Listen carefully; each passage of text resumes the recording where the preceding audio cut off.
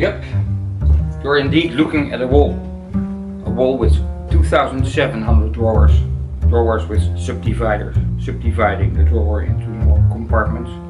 Each of the drawers filled with components like transistors, thyristors, triacs, diodes, ICs, capacitors, trim resistors, resistor arrays, all kinds of lovely components.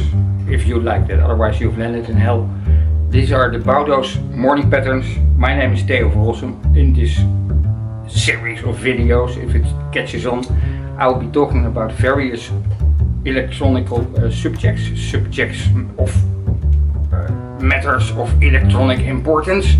Sometimes in the news, sometimes only in my head, sometimes as a project. Sometimes we'll just grab something from one of these wooden containers and we'll talk about it like this. Here, beautiful old-fashioned switch where you can see how it works. Not often possible with more modern components.